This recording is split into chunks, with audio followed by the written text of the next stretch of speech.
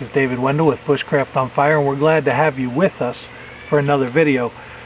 We were asked a few times by a couple people to show how that I made the sling in the video that I showed on slinging. And so I want to do that for you today to show you how to craft the sling.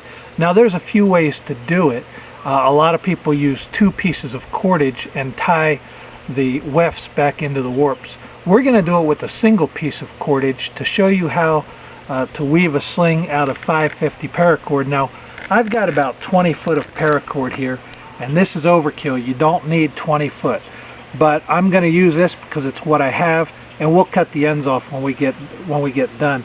First thing I'm going to do is to lay out a little grid here, and these nails will help me to keep my cordage all separated while I'm doing the initial weaving process. Down the road we'll be able to take that off.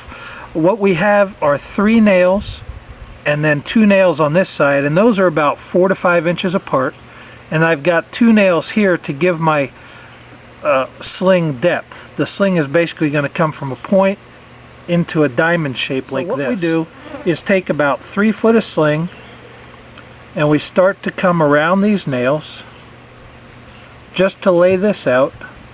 And again, the nails are there for a gauge to help us to lay it out properly. Now once that I have that laid out, what I do is I take the 3 foot piece, and I'm going to take that 3 foot piece and wrap underneath of the other cords up by this nail. Wrap that underneath and come back through it, and you can see that that's going to make a loop in that cordage. So far so good. We've got a loop in the cordage.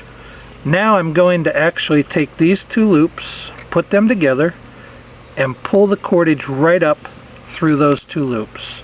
This locks the end in so that we have something that we can work with, and then we'll just slide that up and tighten that until it's real tight. Then I'm just going to slip that loop back over top of my nail there, and we'll finish tightening this up at the end of the video. That's okay for right now.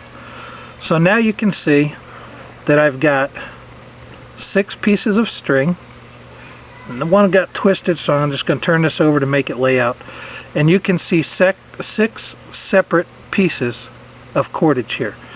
Alright, so this is what we're going to use to weave in and out. We're going to use these as our weavers. Now in order to do this, what I do is take the remaining piece of cordage, and I just come over, I'll tighten this up a bit more here. I begin, I'm going to actually do it from the center.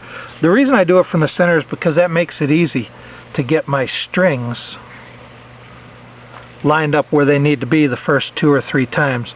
So I'm going to come under, over, under, over, under, over. Just a simple weave. And we'll pull all that through, and we'll leave it loose for right now. We don't have to go in and tighten it up too tight right now. Then we'll just come around again right next to that. We'll go under, over, under, and the most important thing here is to keep your cords straight. Which piece is which. That's why I do it out in the center here, so that I don't mix up.